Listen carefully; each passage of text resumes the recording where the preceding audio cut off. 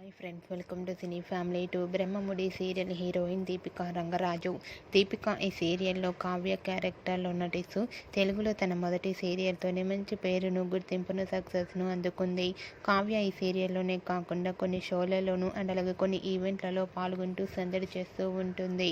అయితే త్వరలో రాబోతున్న ఉగాది పండుగ సందర్భంగా స్టార్ మా ఛానల్ వారు ఒక స్పెషల్ ఈవెంట్ను ఏర్పాటు చేశారు.